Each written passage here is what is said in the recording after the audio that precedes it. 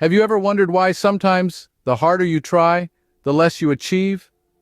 Now that's a question that has puzzled many of us at some point in our lives. It's like being stuck in quicksand. The more you struggle, the deeper you sink. Welcome to the enigma of effort, the paradoxical principle that underlies our existence. This is the mysterious law of reversed effort. The law of reversed effort, as cryptic as it sounds, is a simple concept to grasp. It suggests that there are times when our efforts can turn against us, especially when dealing with matters of the mind and the heart.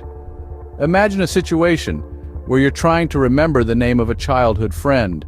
The more you strain your brain, the harder it becomes to recall. But the moment you relax, the name pops up, as if by magic. That's the law of reversed effort in action.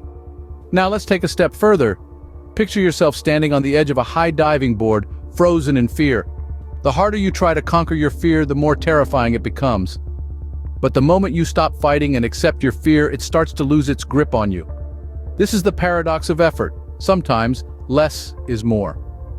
It's a strange phenomenon, isn't it? In our lives, we're always told to push harder, strive more to achieve our goals. But this law tells us that sometimes the key is not to strive harder, but to let go. The law of reversed effort isn't about promoting laziness or inaction. It's about understanding that there's a time for effort and a time for surrender. It's about recognizing when our efforts are working for us and when they're working against us. Intriguing, isn't it? The more we push, the more resistance we encounter. So as we delve deeper into this enigma of effort, let's keep our minds open to the unexpected and the paradoxical. Because sometimes the most profound truths are hidden in the most unlikely places. So what exactly is this law of reversed effort? Let's break it down. In the swirling cosmos of philosophical musings, the law of reversed effort stands out as a compelling concept. This law was first coined by Aldous Huxley, a renowned English writer and philosopher known for his enlightening insights into human nature and society. Now, to understand the law of reversed effort, imagine you're learning to swim. You're in the water, flailing your arms and legs, desperately trying to stay afloat. The more you struggle, the more you sink. But the moment you relax and let the water carry you, you float. That's the law of reversed effort in action. Essentially, it suggests that the harder you try to do something, the less chance you have of success. Picture a tightrope walker, high above a city street, their focus razor sharp. If they start to overthink each step, if they try too hard not to fall, the chances are they will. The law of reversed effort tells us that success lies in the delicate balance between effort and relaxation, between striving and letting go. But why is this so? Well, it's because when we try too hard, we create mental tension. This tension can cloud our judgment, narrow our perspective, and ultimately hinder our progress. It's like a self-fulfilling prophecy. The more we fear failure, the more likely we are to fail. Think of a time when you were under immense pressure to perform, perhaps a big presentation or an important exam. The more you tried to force success, the more elusive it seemed. But when you relaxed, trusted in your abilities, and let things flow naturally, you were more likely to excel. That's the law of reversed effort. In essence, this law teaches us a valuable lesson about the power of surrender. It's not about giving up or being passive, it's about knowing when to apply effort and when to let go, understanding that sometimes less is indeed more. It's like trying to remember an elusive dream. The harder you try, the further it slips away. You might be wondering, how does this law apply to my everyday life? Well, let's dive into that, shall we? Imagine you're caught in a heavy traffic jam, your heart pounding like a drum as you stress over being late for an important meeting. The more you worry, the more time seems to slow down. This is the law of reversed effort in action. The harder you try to will the traffic away, the slower it seems to crawl. Conversely, if you chose to relax, perhaps listen to some calming music or an engaging podcast, you'd be surprised at how quickly the traffic might start to move. Let's take another example. Picture yourself in a burgeoning relationship. You're falling for this person, but the fear of rejection has you striving to be someone you're not. The more effort you put into acting a certain way, the less genuine you become, and the higher the chances of the relationship crumbling. Instead, if you were to be yourself, without straining to impress, you'd find the relationship flourishing more naturally. In terms of personal goals, consider the marathon runner training for the big race. The more they obsess over their timing, the less they focus on their form, their breathing, their pacing, and the more likely they are to underperform. But if they shift their focus to these crucial aspects of running, rather than the clock, their timing is likely to improve substantially. The law of reversed effort is not about giving up or putting in less effort. It's about redirecting your effort effectively. It's about understanding that sometimes trying too hard can be counterproductive. It's about realizing that force and tension often lead to resistance, while relaxation and acceptance lead to flow. So it seems the key is not to try less, but to try differently. When we shift our focus from the outcome to the process, when we stop pushing against the current and start swimming with it, we find that we are not only more successful, but also more at peace with ourselves and our circumstances. Life becomes less of a struggle and more of a dance. And isn't that what we all ultimately seek? Now, how can understanding this law help us master the art of manifestation? A question that nudges us towards the path of self-discovery.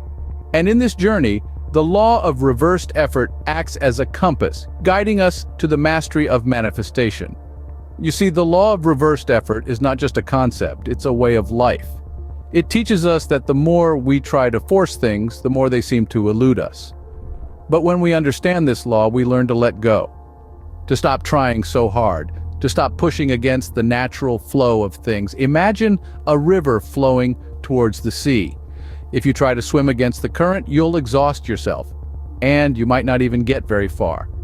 But if you let the current carry you, you'll reach your destination effortlessly. This is the essence of the law of reversed effort. Applying this understanding to the art of manifestation, we realize that we can't force our desires into existence.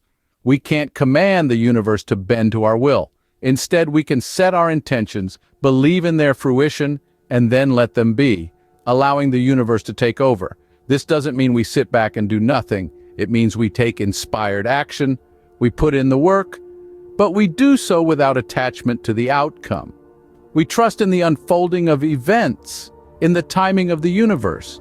We surrender control, and in doing so, we align ourselves with the flow of life. Embracing the law of reversed effort opens up a new perspective. It clears the fog of desperation and impatience, and in its place it brings clarity, peace, and an unshakable faith in the process of manifestation. The path to manifestation mastery is not about forcefully striving towards our desires, but about letting them come to us in their own time, in their own way. And so, the key to unlocking this path lies in understanding the law of reversed effort. It's about letting go, trusting the process, and allowing the universe to do its thing. So what have we learned about this intriguing law of reversed effort? Well, we've unearthed an enigma, a paradox that challenges our conventional understanding of effort. We've discovered that more effort doesn't always equate to better results. In fact, it's often the inverse that holds true. The harder we try, the less we achieve. Less effort, on the other hand, can lead to greater accomplishments. It's a concept that might seem counterintuitive at first, but once grasped, it has the potential to transform our lives dramatically. We've defined the law, delved into its intricate workings, and learned that it's not about being lazy or complacent. On the contrary, it's about focusing our energies more efficiently, about understanding that force and struggle are not the only paths to success. It's about realizing that sometimes the most effective action is to step back, to allow things to unfold naturally.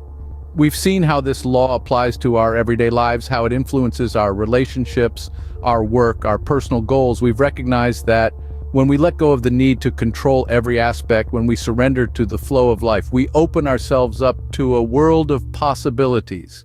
We've seen that this law is not some abstract theory, but a practical tool we can use to navigate the complexities of life. We've also explored how mastering this law can unlock the path to manifestation mastery. We've learned that by embracing the law of reversed effort, we can become more attuned to our desires, more receptive to opportunities, and more capable of manifesting our dreams into reality.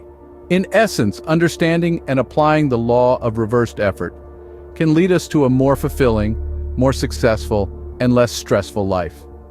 It's a powerful tool, an essential key to unlocking the doors of potential within us. Remember, sometimes less is more. Less force, more flow. That's the secret to mastering the law of reversed effort.